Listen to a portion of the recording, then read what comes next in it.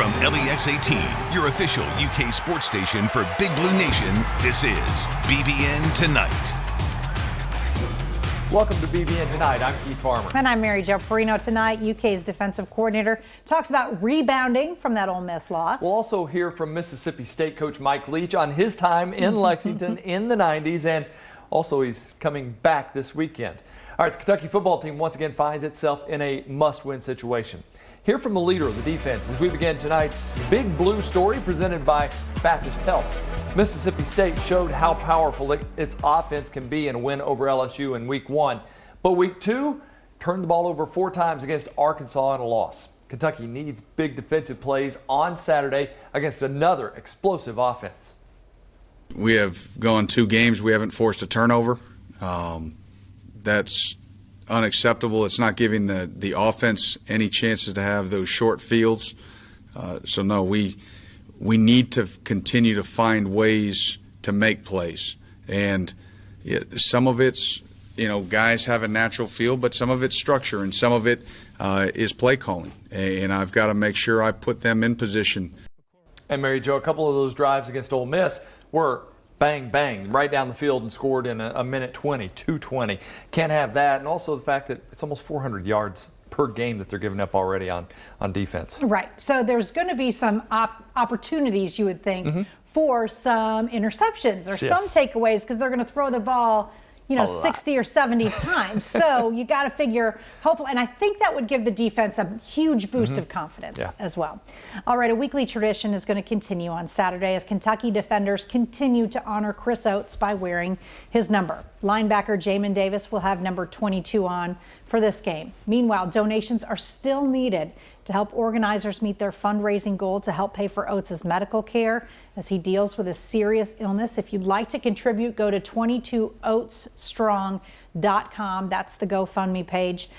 Keith, they're still only about halfway there. It would be nice to see that number go up. $22 is really the best kind of donation you can make. Yeah, in honor of the number for sure. And it got off to a really quick start.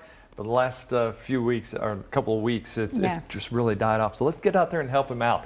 All right, UK Athletics wants to thank fans for their cooperation during the first home game at Kroger Field and remind you that the protocols remain in place for this Saturday, including no tailgating and covering your face with either a mask, or at least this time you can wear a gaiter, but it has to be 2-ply material. Tickets for the Mississippi State game are available at ukathletics.com. Let's turn to pro football. Former Cat Zadarius Smith has been named the NFC Defensive Player of the Week following his 3-sack performance Monday night in Green Bay's win over the Falcons.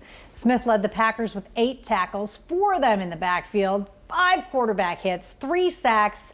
And this is becoming, kind of Zadarius Smith's game. Yeah. Like, he is disruptive on defense every time. And no matter how big all the guys in the NFL are, you still look at him and think, my God, he's a monster. Yeah. And he was already good enough with the Ravens. But then he goes to the Packers, and I just feel like he found his place. And not only that, he's older now, and he's become a leader on that team. It's all good to see for him. All right, in the age of COVID-19, glimpses of Kentucky basketball practices are much harder to come by. So posts from the team's Twitter account like this one are certainly gems. Highlights of the practice video include plays by Devin Askew, Lance Ware, Olivier Sarr, and Terrence Clark. Mary Jo, we will take what we can get. Yes, we love to see this because we just hear what's happening in practice, but we don't get to see these guys, and they're going to be fun to watch. Regardless, they're going to be fun to watch. We know that for sure. All right, Brandon Boston didn't make the practice video highlights, but he is getting plenty of attention elsewhere. On his College Hoops Today blog, John Rothstein named Boston to his preseason SEC first team and picked Keon Brooks as one of his 10 breakout players. Kentucky was picked second to win the conference behind Tennessee. What? Yeah, I know. What? By John Rothstein, who was trying to get clicks, I'm sure.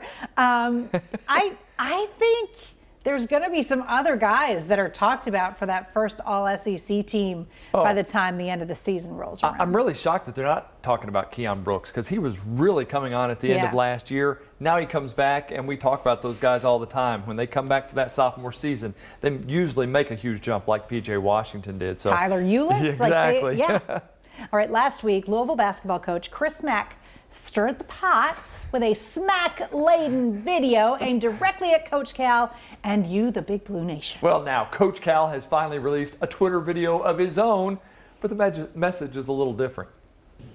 I know you've been waiting for me to talk because there's all kind of important things to talk about.